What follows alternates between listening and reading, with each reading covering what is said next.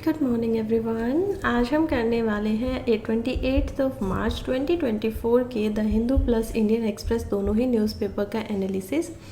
दोनों ही न्यूज़पेपर के अंदर हम कुछ कॉमन आर्टिकल्स को देख पाएंगे जिनको हम केवल और केवल एक ही न्यूज़पेपर से करेंगे, जिसमें भी वो ज़्यादा डिटेल से दिए गए होंगे, सो दैट इससे टाइम भी बचेगा और हम जो ज़्यादा आर्टिकल्स है दोनों न्यूज़पेपर के डिफरेंट आर्टिकल्स हैं उनको भी कंप्लीट कर पाएंगे। एनीवे स्टार्ट करते हैं आज के पहले आर्टिकल के साथ, जो कि है India Pakistan question of trade. देखिए बहुत इंपॉर्टेंट आर्टिकल है। कल ये आर्टिकल द हिंदू में आया हुआ था, हमने वहाँ से इसको पढ़ा। आज ये आया हुआ है द इंडियन एक्सप्रेस के अंदर। हालांकि एक बार हम इसे कर चुके हैं, लेकिन क्योंकि इसमें और बहुत ज़्यादा डाटा है तो मुझे लगा कि एक बार रिवीजन कराने में कोई घाटा नहीं है, इसलिए आज हम देखते हैं। आर्टिकल लिखा गया है सी राजा मोहन के द्वारा, जो कि फॉरेन पॉलिसी के अंदर इंडियन एक्सप्रेस के यहाँ पर एक्सपर्ट है, एनालिस्ट है, बहुत अच्छे से एनालिसिस करते हैं ये इंटरनेशनल रिलेशन के अंदर। तो चलिए शुरुआत करते हैं पहले आर्टिकल से। कह रहा है कि क्यों पाकिस्तान के जो नए फॉरेन मिनिस्टर हैं वो कह रहे हैं कि इंडिया के साथ शायद ट्रेड जो है, व्यापार जो है, उस पर हम दोबारा बातें कर सकते हैं, उसको शुरू कर सकते हैं। तो ये व्यापार को शुरू करना है तो बंद कब हुआ था? देखिए जब हमारे यहाँ पर आर्टिकल 370 को हटाया गया 2019 में, उसी समय पे हम देखते हैं कि इस्लामाबाद की तरफ से यूनाइटेड नेशन में इस मामले को लेकर जाया गया और ये भी पता चला हमें कि कैसे पाकिस्तान कहता है कि अब हम इंडिया से कोई ट्रेड नहीं करेंगे। हालांकि इसके पीछे कुछ क्रिटिक्स है, कुछ एनालिस्ट का बोलना है कि उन्होंने केवल 370 का बहाना लिया था, रेदर इंडिया ने उनके इंपोर्ट पे 200% की ड्यूटी लगा दी थी। अब आप कोई भी सामान है जो आप 10 रुपये का लेकर आ रहे हो और उस पर अगर आपको 20 रुपये यहाँ पर एक्सपोर्ट ड्यूटी देनी पड़ेगी, तो आप उस पर प्रोडक्शन का ही आपका ये इतने का था, 20 में आपने इसको एक्सपोर्ट ड्यूटी दे दिया, ऑटोमेटिकली ये 30 का हो गया। आप इस पर 2-3 रुपये का प्रॉफिट भी कमाना चाहोगे तो ये मार्केट में आ पाएगा इंडिया में 35 रुपये के ऑलमोस्ट। और यही चीज़ जो कि इंडिया में प्रोड्यूस हो रही है तो वो 35 के कंपेयर में यहाँ पर 12 में मिल जाएगी, क्योंकि 2 रुपये प्रॉफिट के उन्होंने ले लिया, 10 रुपये में उनको उसको प्रोडक्शन कर दिया था। तो अब इंडियंस क्या लेंगे? वो 35 रुपये की कोई चीज़ लेंगे या 12 रुपये की लेंगे? ऑब्वियसली जो चीज़ चीप होगी, जो चीज़ ईजिली अवेलेबल होगी, उसकी तरफ जाया जाएगा। सो ये भी एक प्रॉब्लम, इसमें एक दूसरा हम देखेंगे कि एक पैमाना है। हालांकि हम दोनों को ही लेके चलेंगे कि हाँ ये भी पॉसिबिलिटी थी कि आर्टिकल 370 के तहत, जबकि इंडिया को MFN का मोस्ट फेवर्ड नेशन का यहाँ पर 2012 के अंदर पाकिस्तान के द्वारा टाइटल दिया गया था WTO के अंदर, स्टिल हमें यहाँ पर हमारे साथ व्यापार जो है बंद कर लिया गया। खैर WTO क्या है, ये सब WTO के लिए एक आर्टिकल आया हुआ, तो क्यों ना हम उसी में समझ लें, यहाँ पर हमारा इससे टाइम बचेगा। अब हम चलते हैं कि टाइमिंग क्या है पाकिस्तान के मिनिस्टर की। अब जब वो बात कर रहे हैं, देखिए सबसे पहले पाकिस्तान के जो मिनिस्टर हैं, फॉरेन मिनिस्टर, उनका नाम है मोहम्मद इसाक धार। अब मोहम्मद इसाक धार जो है वो एक्चुअली में काफ़ी ज़्यादा फाइनेंस के अंदर वैसे भी पाकिस्तान की पॉलिटिक्स में रह चुके हैं। जैसे कि इससे पहले जब यहाँ पर हम देखते हैं शहबाज शरीफ की यहाँ पर गवर्नमेंट होती थी 2021-22 के अंदर, तो भी ये फाइनेंस मिनिस्टर थे। अब ये फाइनेंस मिनिस्टर ना होकर फॉरेन मिनिस्टर बन चुके हैं, हालांकि है दोनों ही FM, लेकिन पहले ये फाइनेंस में थे, अब क्या है, फॉरेन मिनिस्टर बन चुके हैं। फॉरेन मिनिस्टर बनने के बावजूद भी इन्होंने क्लोजली वॉच किया है जब पाकिस्तान की इकोनॉमिक क्राइसिस से जूझ रही थी। इकोनॉमी की जो नेगोशिएशन हुई थी IMF के साथ, क्योंकि IMF ने इनको ग्रे लिस्ट के अंदर डाल दिया था, और ग्रे लिस्ट का सीधा सीधा मतलब होता है कि अब इनको, क्योंकि ये पुराने अपने लोन्स को यहाँ पर वापस नहीं दे सकते हैं, तो इनको कोई नया लोन नहीं दिया जाएगा। इंटरनेशनल मॉनेटरी फंड IMF क्या होता है कि इंटरनेशनल लेवल पे ये मॉनेटरी पैसे से मदद करता है किसी भी कंट्री के जिसको एज अ लोन के रूप में कोई चीज़ चाहिए। May be it can be for the purpose of development. कोई चाहता है कि वो वहाँ पर रेलवे बनाए, मेट्रोज लेकर आए, या कोई मॉल्स वगैरह बनाए, इंडस्ट्रीज सेटअप करना चाहते हैं, तो उन सभी चीज़ों के लिए यहाँ पर IMF इनको हेल्प करते हैं। पाकिस्तान को यहाँ पर नेगोशिएशन की गई और पाकिस्तान 2023 के अंदर ही यहाँ पर ग्रे लिस्ट से बाहर आता है। अब उनको वो लोन मिल सकते थे, और उन नेगोशिएशन के अंदर ये जो बातें हो रही थी, इसमें यहाँ के जो ये फॉरेन मिनिस्टर धार हैं, इनका बहुत ही बड़ा रोल था। ये उसके अंदर हम देख पाते हैं कि कैसे सम्मिलित थे पूरे के पूरे प्रोसेस के अंदर और कह रहे थे कि Pakistan is a deserving nation, हमें दीजिए, हम आपको वापस कर देंगे, ऐसी कोई बड़ी बात नहीं है, हमारी इकनॉमी ग्रो हो रही है। हालांकि अगर हम कंपेयर करते हैं पाकिस्तान और इंडिया की इकनॉमिक ग्रोथ को, तो इंडिया की जो जीडीपी है फ़िलहाल में, ग्रॉस डोमेस्टिक प्रोडक्शन, वो हो चुका है ऑलमोस्ट 3.8 ट्रिलियन। और ये डॉलर की हम बात करें तो ट्रिलियन कितना होता है, 1 लाख करोड़। 1 ट्रिलियन में 1 लाख करोड़ डॉलर होते हैं, तो इंडियन की करेंसी में वो और ज़्यादा हो जाएगा। लेकिन जब हम बात करते हैं जीडीपी की, ये तो है इंडिया की, ट्रिलियन 3.8, और पाकिस्तान की जो जीडीपी है वो 10 टाइम्स कम है, यानी कि जस्ट समथिंग 38 बिलियन तक ही ये पहुंच पा रही है अप्रोक्सीमेटली। तो 10 गुना कम हमारी जीडीपी से उनकी जीडीपी है। और ये जो गैप आपको दिखाई दे रहा है, हमारी जीडीपी कैसे जा रही है, हमारी जीडीपी इस तरीके से जा रही है और पाकिस्तान की जीडीपी को हम देख पाएंगे कुछ ऐसे दिखाई देगी आपको। तो ये जो गैप है ना दोनों ही नेशन की जीडीपी के अंदर, इकोनॉमीज़ के अंदर, ये माना जा रहा है कि और ज़्यादा बढ़ेगा, यानी कि पाकिस्तान की जो जीडीपी है वो और शायद वो डिक्लाइन ना होगी तो इंडिया की जीडीपी ज़रूर आगे बढ़ जाएगी। इसका कारण ये है क्योंकि इंडिया जो है उसकी इकोनॉमिक ग्रोथ बहुत अच्छी हो रही है। हमें पता है कि हमारी जो इकोनॉमिक ग्रोथ है वो यहाँ पर 6.5 से लेकर 7% तक चल रही है। हमारा एक सपना है कि 2050 तक हम हमारी जो इकोनॉमी है उसको ट्रिलियन $5 तक बना लेंगे। तो ये ट्रिलियन $5 की जो इकोनॉमी हमें दिखाई देती है, इसको बनाने के लिए क्या चाहिए, इसको बनाने के लिए अप्रोक्सीमेटली 15% की इकोनॉमी ग्रोथ चाहिए है एनुअल लेवल पर।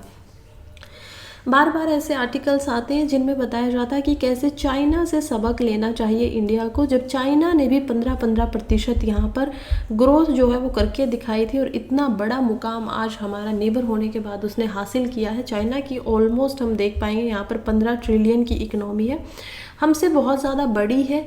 कारण है उसका प्रोडक्शन का, कारण है मैन्युफैक्चरिंग का, कारण है ट्रेड का, कारण है इन्वेस्टमेंट का और कारण है चीप लेबर होने का। तो ये बहुत सारे रीजन है।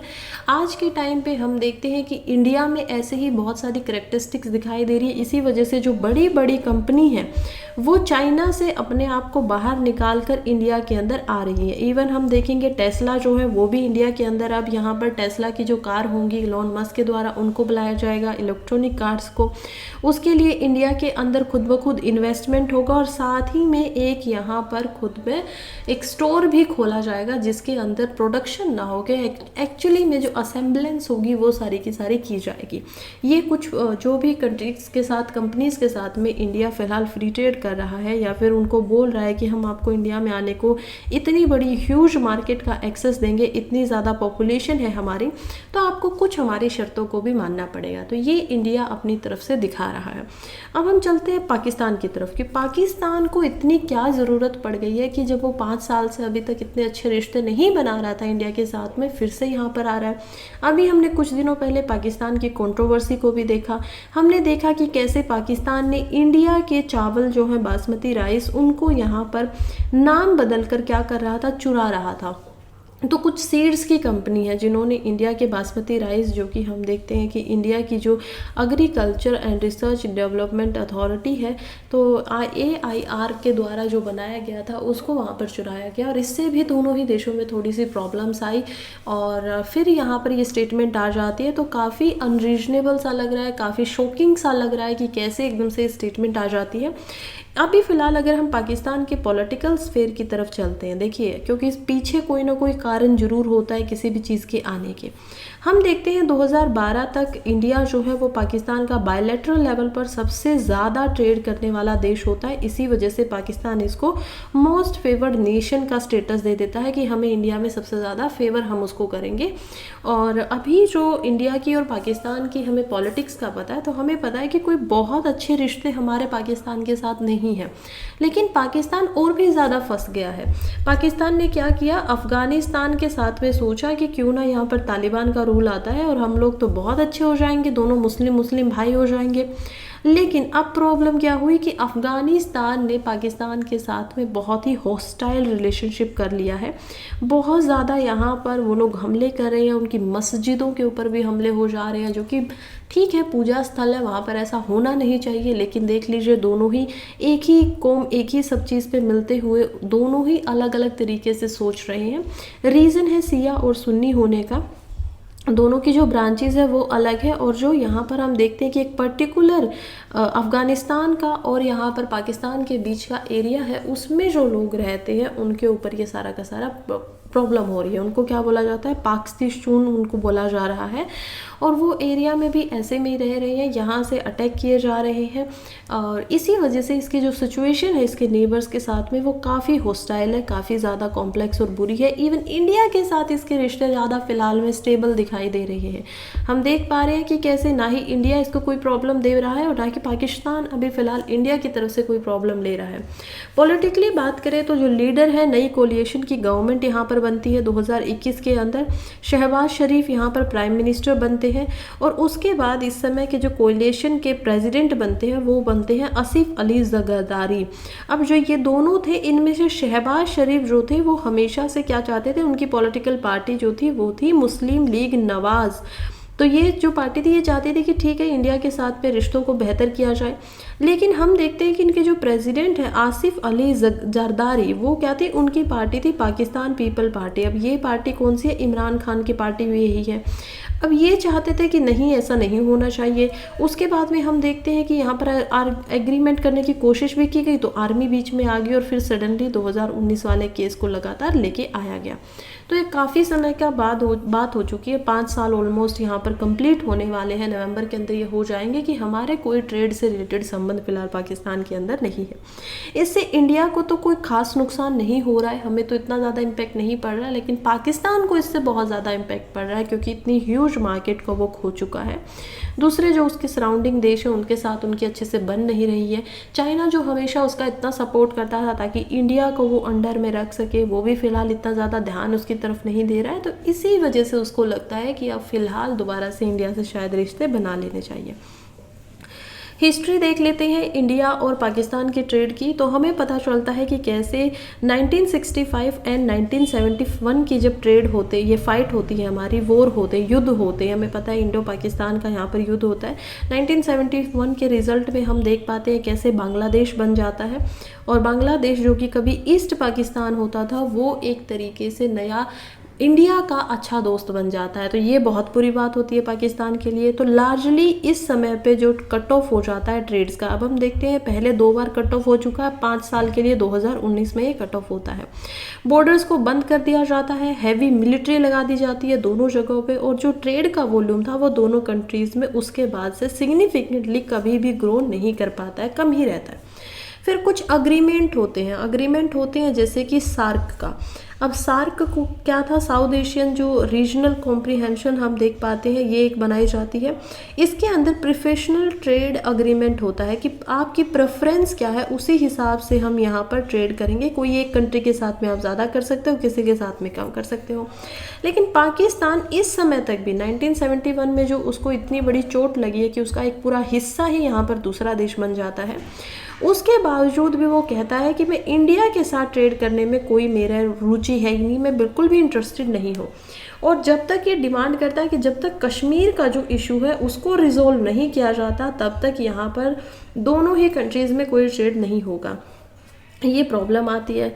फिर हम देखते हैं कि कैसे थोड़ा सा समय होने के बाद यहाँ पर इकोनॉमिक टाइज जो है वो शायद थोड़ी थोड़ी ठीक होने लगती है। 2010 के अंदर मनमोहन सिंह की गवर्नमेंट आती है। मनमोहन सिंह जो है उनके लिए इम्प्रूव करना ट्रेड की टाइज को बहुत मुश्किल हो गया था पाकिस्तान के साथ में। और हम देखते हैं कि इंडिया में इसी समय पे लिबरलाइजेशन, प्राइवेटाइजेशन एंड ग्लोबलाइजेशन जैसी स्कीम्स चलाई जाती हैं ताकि इंडिया की इकोनॉमी को हम बेहतर बना सकें। और इसी समय पे यहाँ पर जो वर्ल्ड बैंक है वो भी आता है कि क्यों ना दोनों ही कंट्रीज़ के साथ में नेगोशिएशन करवाया जाए। और हम देखते हैं कि नेगोशिएशन होने के बाद में एक पेट्रोलियम अग्रीमेंट बन जाता है जिसमें पाकिस्तान जो है वो अक्रॉस बॉर्डर आकर जलंधर रेफाइनरी जो हमारी है उससे क्या कर सकता है, पेट्रोलियम खरीद सकता है, क्योंकि सऊदी अरेबिया इस जगह से लाने में उनको मुश्किल हो जा रही थी या महंगा पड़ता था। तो ये अग्रीमेंट होती है, हमारे ट्रेड की शुरुआत होती है 2010 के समय में। और भी बहुत सारी बातें होती हैं जैसे कि इलेक्ट्रिसिटी के ट्रेड के ऊपर बातें यहाँ पर होती है, लेकिन स्टिल इलेक्ट्रिसिटी वाला जो मेन प्रॉब्लम थी वो आर्मी के द्वारा टाइम पर पुल अप कर दी जाती है। आर्मी कहती है कि नहीं, हम इसमें बिल्कुल भी इंटरेस्टेड नहीं है। और अब जो ट्रेड इनके साथ ठीक ठाक चल रहा था वो पोजीशनिंग आर्टिकल 370 से ख़त्म हो जाता है। इसको लेके काउंसिल में कुछ हुआ नहीं। यूएन के सिक्योरिटी काउंसिल के अंदर पाकिस्तान इस मुद्दे को लेके जाता है, लेकिन उसका कोई रिजल्ट नहीं आता। पाकिस्तान के जो बेस्ट फ्रेंड होते थे कभी गल्फ रीजन के अंदर, सऊदी अरेबिया, यूएन, वो भी यहाँ पर इंडिया को क्रिटिसाइज नहीं करते हैं इस टॉपिक के ऊपर। तो ये काफ़ी बड़ी बात हो जाती है कि पाकिस्तान बिल्कुल अकेला रह जाता है, और इंडिया जो कि अब क्लोज टाई करके रख रहा है अलग अलग कंट्रीज से, चाहे वो सऊदी अरेबिया हो, चाहे वो कतर जैसी कंट्रीज़ हो, चाहे यूएई जैसी कंट्री हो, तो वो भी उनकी तरफ अपने आप को पाता है। फिलहाल हम देखते हैं कि अभी क्या हो सकता है, क्या ये जो इकोनॉमिक टाइज़ हैं वो दोबारा से बेहतर होंगी या नहीं होंगी। ये सवाल उठते ही सवाल आता है कि अभी टाइम क्या चल रहा है। देखिए, अभी इंडिया के अंदर इलेक्शन का टाइम चल रहा है। अभी फ़िलहाल हमें नहीं लग रहा है कि इलेक्शन से पहले कोई भी ऐसी मेजर काम किया जाएगा, और कर भी नहीं सकते हैं, क्योंकि अगेन इलेक्शन कमीशन जो होते हैं उनको पता है कि कोई भी मेजर चीज़ आप एज एन इलेक्शन के पहले, जब तक आपका मोरल कोड ऑफ कंडक्ट आ जाता है, तब से आप नहीं करेंगे।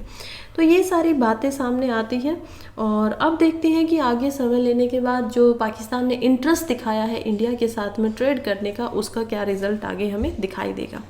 खैर, फिलहाल के लिए आगे बढ़ते हैं नेक्स्ट आर्टिकल की तरफ, और उससे पहले मैं आपको बता दूं कि मेरा टेलीग्राम के ऊपर एक यूपीएससी स्प्रिंट नाम से चैनल है, जहां पर आप उसको या तो टेलीग्राम पे सर्च करके नाम उसको ढूंढ सकते हैं, या फिर जो वीडियो आप देख रहे हैं इसके कमेंट बॉक्स के अंदर भी आपको लिंक मिल जाएगा।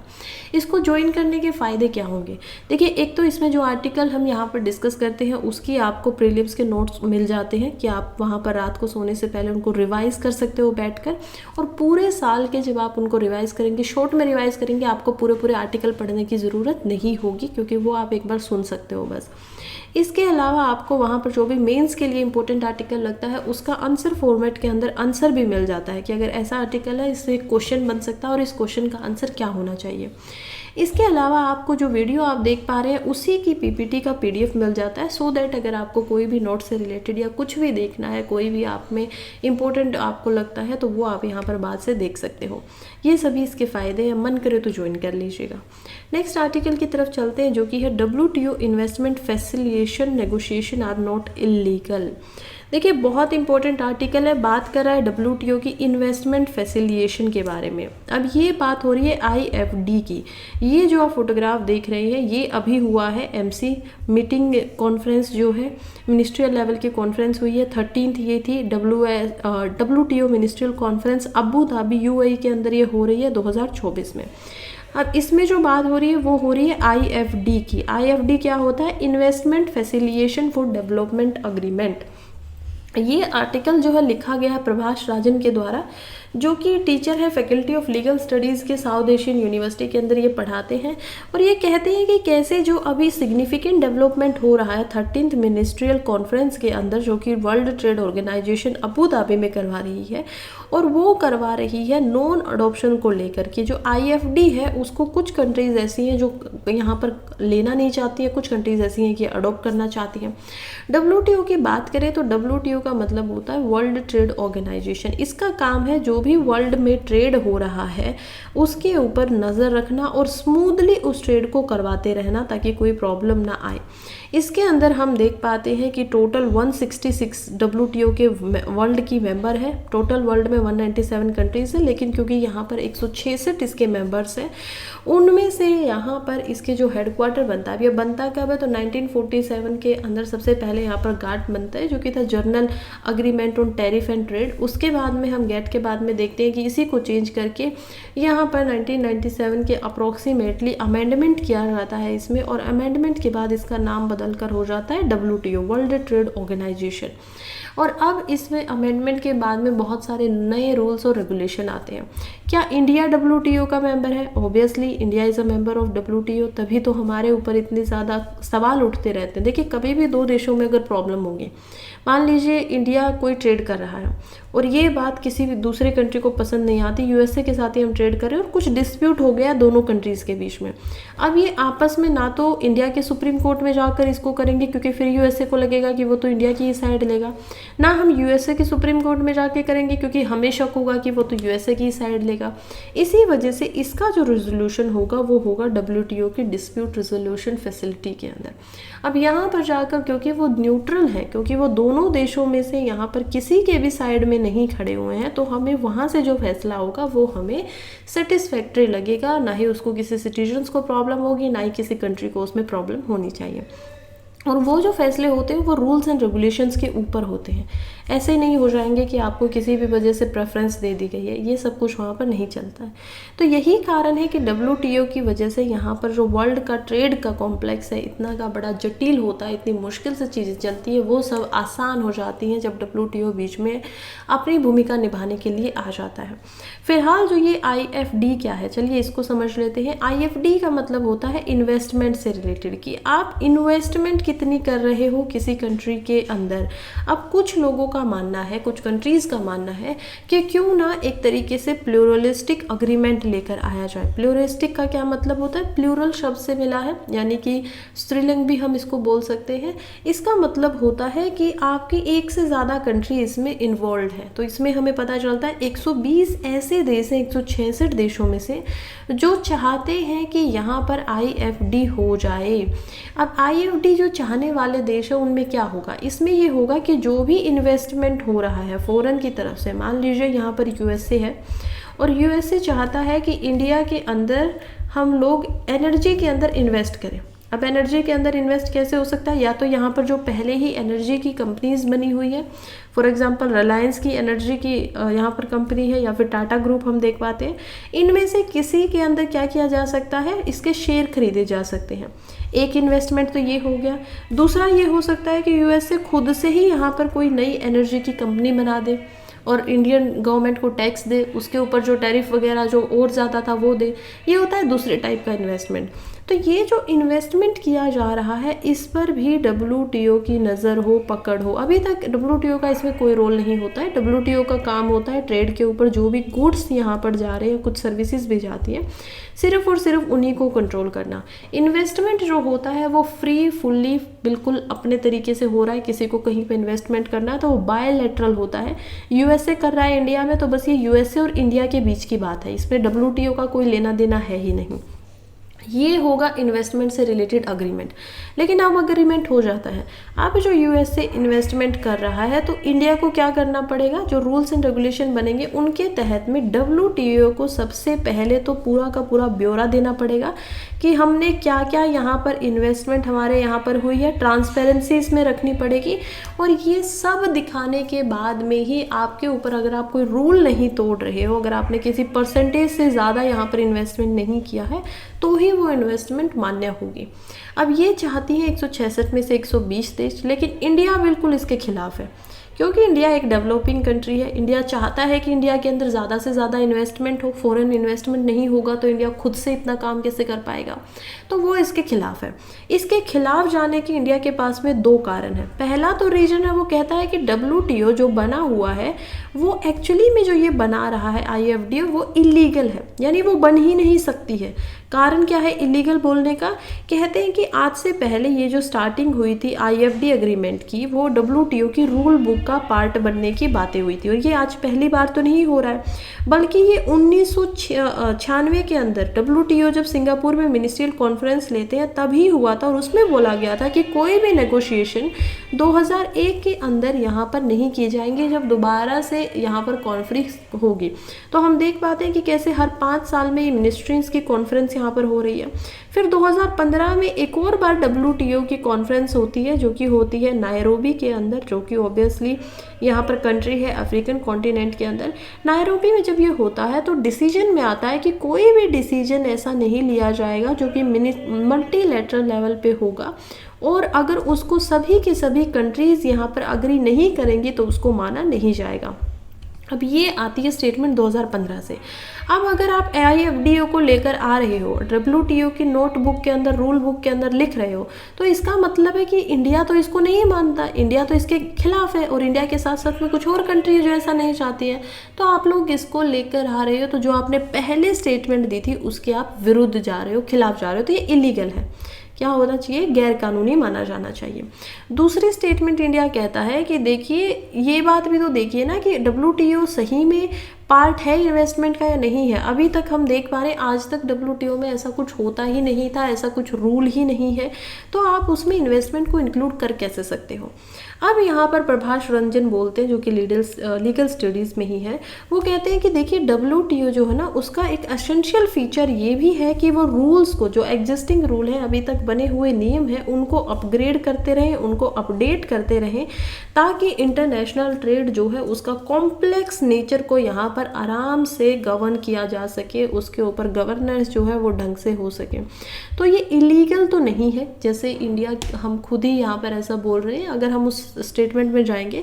दूसरी बात, ये इलीगल नहीं है क्योंकि ये प्लूरलिस्टिक अग्रीमेंट होने वाला। प्लूरलिस्टिक में और मल्टीलैटरल में क्या फ़र्क है?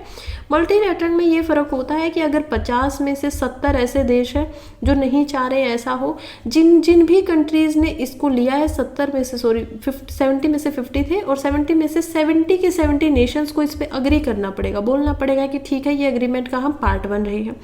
जो इसका पार्ट बनेंगे उसके ऊपर ये लीगली बाइंडिंग होगा, सभी को ये मानना होगा। अगर कोई नहीं मानता है तो वो इलीगल कर रहा है काम। लेकिन प्लूरलिस्टिक का क्या मतलब है? इसमें जो भी कंट्रीज़ हैं, मान लीजिए 166 यहाँ पर कंट्रीज़ हैं पूरी की पूरी WTO में, और इसको एक्सेप्ट कर रही है 120, तो ये 120 कंट्रीज़ पे लीगली बाइंडिंग होगा। इंडिया क्योंकि इसको एक्सेप्ट ही नहीं कर रहा है, तो इंडिया के ऊपर ये बाइंडिंग नहीं होगा। अब की बार ये स्टेटमेंट निकल कर आ रही है, तो इससे ये बिल्कुल भी पिछले वाले जो रूल्स इन्होंने बनाए थे 2015 के नायरबी मिनिस्ट्रियल डिसीजन के अंदर, तो उसको भी इससे टूटता हुआ तो दिखाई नहीं दे रहा है। खैर, अभी तक इसके डिफेंसिव अप्रोच में हम पहुंचे हैं। देखते हैं कि IFD का जो अग्रीमेंट आया है उसके ऊपर आगे चलकर क्या क्या हमारे पास न्यूज़ आएंगी, क्या उसको एक्सेप्ट किया जाएगा, नहीं किया जाएगा, इंडिया का अदर क्या रिस्पॉन्स होगा। फिलहाल के लिए हमारे लिए GS पेपर 3 में इंपॉर्टेंट हो जाता है। मेंस के पर्सपेक्टिव से ही आपसे पूछा जा सकता है कि क्यों इंडिया को इतनी प्रॉब्लम हो रही है, क्यों इंडिया नहीं चाहता है, तो उस बिहाफ से आपको इसकी हिस्ट्री को WTO क्या होता है उसकी हिस्ट्री को लेना चाहिए। फिर इंडिया के क्या क्या प्रॉब्लम्स है, क्यों नहीं चाहता है, वो ऑलरेडी हम सब कुछ यहाँ पर डिस्कस कर सकते हैं। उसको बस आपको आंसर की फॉर्मेट में लिखना आना चाहिए।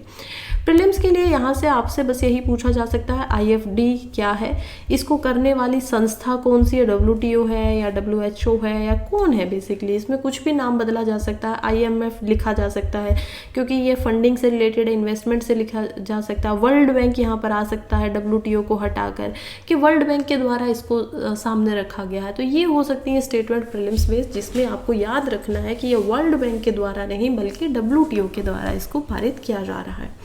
WTO का हिस्ट्री देखिए तो इसका जो हेडक्वार्टर है वो हम देखते हैं जिनेविया के अंदर है, स्विट्ज़रलैंड में। और हम देखते हैं कि 1947 के अंदर गेट यहाँ पर आता है, फिर WTO आता है 1995 में। मिनिस्ट्रियल कॉन्फ्रेंसेस यहाँ पर देखते हैं, एक होती है जनरल काउंसिल। इसी के अलावा इसी ऊपर में देखते हैं डिस्प्यूट सेटलमेंट एक बॉडी होती है, और दूसरी होती है ट्रेड पॉलिसी रिव्यू बोर्ड। यानी कि डिस्प्यूट होगा, किसी दो कंट्रीज़ में प्रॉब्लम हो रही है तो यहाँ पर वो जाएंगी इस बॉडी के सामने, और ट्रेड पॉलिसी रिव्यू आता है कि कुछ बदलाव करना चाहिए तो वहाँ पर जाएंगे। जनरल काउंसिल को हम देखते हैं कि इसमें भी 3-4 तरह की अलग अलग हैं, जैसे कि गुड्स काउंसिल होती है तो गुड्स से रिलेटेड है। दूसरा हम देखते हैं एक सर्विसेज काउंसिल यहाँ पर है। थर्ड हम देखते हैं जो कि ट्रिप्स यानी कि इंटेलेक्चुअल प्रॉपर्टी काउंसिल यहाँ पर है। और फोर्थ होती है ट्रेड नेगोशिएशन कमेटी। तो ये पूरा का पूरा स्ट्रक्चर है WTO का, कैसे WTO काम करता है वो इस पूरे पैमाने में समझा जा सकता है। नेक्स्ट आर्टिकल की तरफ बढ़ते हैं जो कि है 2024 records hottest ever January and February. देखिए अभी तक हमने देखा था कि 2023 जो था वो यहाँ पर पूरे के पूरे दशक का नहीं बल्कि शतक का, हम बोल सकते हैं कि सेंचुरी का सबसे ज़्यादा वार्मेस्ट ईयर था। बल्कि 1851 से लेकर यहाँ पर जो अभी तक का पूरा टाइम है वो सबसे ज़्यादा वार्मेस्ट था। इससे पहले जो सबसे गर्म साल होता था वो होता था 2015 का, उसको ये उपाधि मिली हुई थी। लेकिन इस बार हर महीने में ऑलमोस्ट जो 1.5 डिग्री का हमने यहाँ पर एक क्लाइमेट जो कॉन्फ्रेंसेस होती हैं उसमें टारगेट रखा हुआ है कि उसको परमानेंट नहीं बनने देना, उसको कम करना है, प्री इंडस्ट्रियल लेवल से लेकर 1.5 डिग्री से ज़्यादा नहीं बढ़ने देना है। वो साल के हर महीने में 1 या 2 दिन जरूर बढ़ा था। अब हम इसके बाद में पहुंच जाते हैं 2024 में, और अभी तक हम 3 महीने 2024 के ऑलमोस्ट कंप्लीट करने वाले हैं। देखते हैं कि जनवरी और फरवरी का जो आंकड़े आए हैं वो भी ये दिखा रहे हैं कि वो 2023 के जो आंकड़े थे, जो कि अभी तक का हॉटेस्ट ईयर माना जा रहा है पूरे के पूरे वर्ल्ड में, उससे भी ज़्यादा है। तो तो इस हिसाब से तो ये भी हो सकता है कि जो रिकॉर्ड 2023 ने तोड़ा है पिछले साल में 2015 का, वो शायद 2024 अब 2023 का एक ही साल में भी तोड़ दें। ब्रेकिंग टेम्परेचर रिकॉर्ड यहाँ पर बन रहे हैं। बहुत सारे ऐसे रीजन हैं जो सूखा जहाँ पर होने लग रहा है, यानी कि वहाँ पर ड्रोट जैसी कंडीशन आनी शुरू हो गई हैं। रीज़न इसका यही है कि गर्मी बहुत ज़्यादा है। मंथली अगर ग्लोबल एवरेज टेम्परेचर को देखेंगे तो जो नंबर है वो हम यहाँ पर इसके अंदर देख पाएंगे। मैप शो कर रहा है country wise average monthly surface temperature को 15 फरवरी 2024 तक। 62 ऐसी कंट्रीज़ है जिनका जो टेम्परेचर था वो 25 डिग्री सेल्सियस से ज़्यादा था। 41 ऐसे देश थे जिनमें वो 20 डिग्री से ज़्यादा था। अभी ऐसा नहीं होता है कि हमारे इस तरफ में फ़िलहाल सर्दी चल रही है नदर्न हेमिस्फेयर के अंदर, तो इसका मतलब सदर्न हेमिस्फेयर में भी यहाँ पर सर्दी ही होंगी। नहीं, यहाँ पर गर्मी होगी, यहाँ पर सर्दी होगी। फिर जून के महीने में हम देख पाएंगे ऊपर गर्मी होगी तो नीचे ठंड होगी। अब देखिए आप कैसा ऐसा हो रहा है कि 25 डिग्री से ज़्यादा, अभी तक ये 1964 से 1966 तक का डाटा है, 2023 का 19 से डाटा है, और अब जो ये 2024 वाली लाइन है वो सबसे ज़्यादा ऊपर है। आप डिस्टेंस देख सकते हैं इन सालों के बीच में कि इतना सारा गैप तो कभी भी नहीं आया था। दूसरा चार्ट को हम देखते हैं जो कि दिखा रहा है कि कैसे यहाँ पर जो ईयर बाय ईयर एक स्पेसिफिक मंथ का एवरेज टेम्परेचर हुआ है। 1991 से 2020 तक का मीन ये निकाला जा रहा है।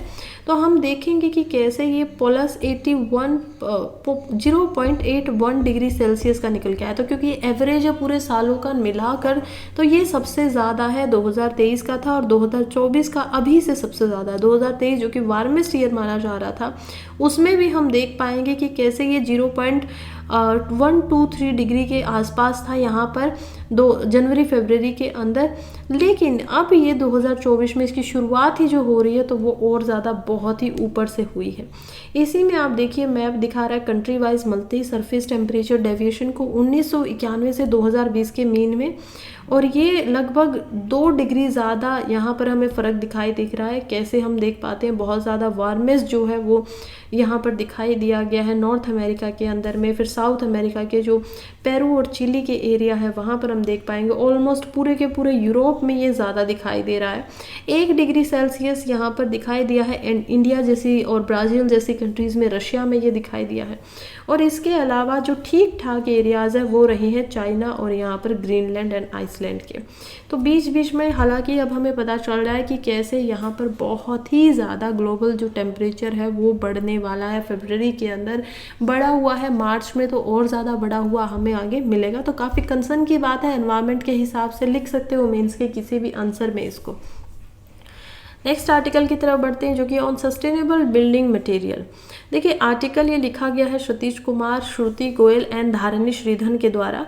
कह रहे हैं कि इंडिया के अंदर बहुत ज़्यादा डेवलपमेंट का काम चल रहा है, विकास का काम चल रहा है, और उसी विकास के काम के अंदर हम देख पाएंगे कि जो कंस्ट्रक्शन का काम है वो तो पूरा का पूरा बूम ही हो चुका है, बहुत तेज़ी से बढ़ रहा है। हर साल हमारे यहाँ पर लगभग 3 लाख नए घर बनते हैं, यूनिट बनती हैं, और इसके अंदर बहुत सारी ग्रोथ में अपॉर्चुनिटीज़ भी बनती है क्योंकि लोगों को काम मिलता है। इसकी वजह से हम देखते हैं इकोनॉमिक ग्रोथ हो पाती है, प्रोडक्शन होता है चीज़ों का, उसको बार बार यहाँ पर लगाया जाता है, जीडीपी के अंदर वो जुड़ता है।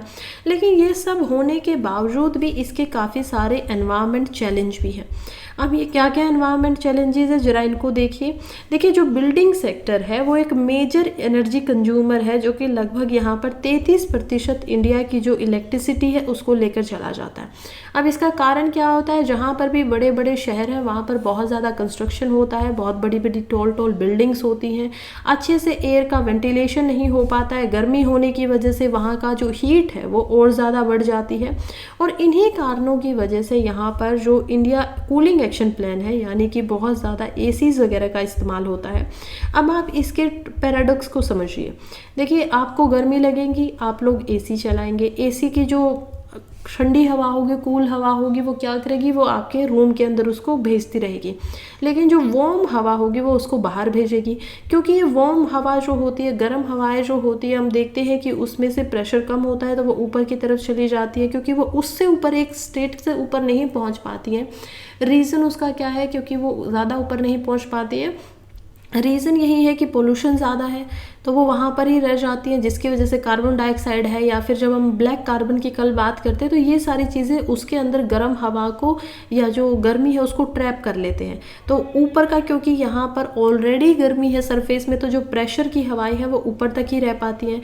अब इसकी वजह से जो ओवरऑल टेम्परेचर है आसपास का वो और ज़्यादा बढ़ेगा। तो कहीं ना कहीं आप जिस चीज़ को गर्मी कम करने के लिए इस्तेमाल कर रहे हो वो सराउंडिंग में और ज़्यादा गर्मी को बढ़ा रहा है, हीट को बढ़ा रहा है। इसीलिए ये भी माना जा रहा है क्योंकि हीट इतनी स्पीड से बढ़ेगी तो 2017 से लेकर 2037 तक जो कूलिंग की डिमांड है, चाहे वो एयर कंडीशनर की डिमांड हो, चाहे वो यहाँ पर कूलर्स की डिमांड हो, वो लगभग 8 गुना बढ़ जाएगी, 8 टाइम्स, 8 फोल्ड से बढ़ जाएगी। इतने ज़्यादा यहाँ पर एक्टिव कूलिंग डिमांड कंफर्ट के लिए मंगाए जाएंगे। तो ये कंस्ट्रक्शन जो सेक्टर है इसको एनर्जी एफिशिएंट कैसे बनाया जाए, अब ये तो बहुत बड़ी समस्या दिखाई दे रही है सामने खड़ी हुई कि उसका रिजल्ट और बुरा होगा। फिर ग्लोबल वार्मिंग ऑलरेडी हो ही चुकी है, हो ही रही है, तो ये तो और ज़्यादा प्रॉब्लमेटिक सिचुएशन सामने निकलेगी। अब इसका कुछ सोल्यूशन कैसे हो, इसका सोल्यूशन देखिए, यहाँ पर हमें पता है कि एनर्जी की जो इनसफिशियंसी है वो रेजिडेंशियल बिल्डिंग्स में बहुत ही क्रूशियल है।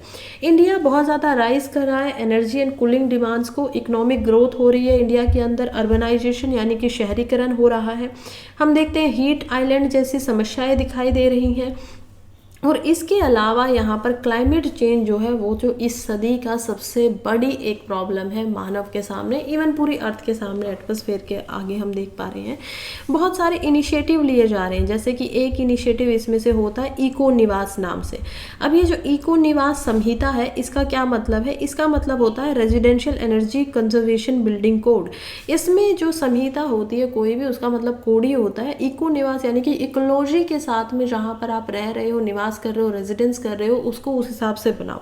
अब इसको करने के लिए आपको क्या करना पड़ेगा, ENS जो है इको निवास संहिता, उन्होंने इंट्रोड्यूस किया है कि अगर आप लोग residential value of transmittance value लगाएंगे और उसको थोड़ा कम रखेंगे किसी भी बिल्डिंग के अंदर में, तो वो जो आपकी एनर्जी आप जो इस्तेमाल करते हो इलेक्ट्रिसिटी का, उसको कम करवा देगा। क्यों करवा देगा, क्योंकि वो ऑटोमेटिकली आपकी बिल्डिंग को थोड़ा सा ठंडा रखेगा। उसके लिए क्या करना पड़ता है, उसके लिए आपको पॉपुलरिटी मटेरियल्स को इस्तेमाल करना होगा जो दूसरे छोड़ के जो वार्मर क्लाइमेट सिटीज़ में इस्तेमाल होते हैं। जैसे कि आप क्या कर सकते हो, ऑटोक्लेव्ड एरिएट कंक्रीट का इस्तेमाल कर सकते हो, जिसको AAC बोला जाता है। दूसरा यहाँ पर रेड ब्रिक्स जो आती हैं, यानी कि लाल जो यहाँ पर ईंटें होती हैं, उनका इस्तेमाल करें।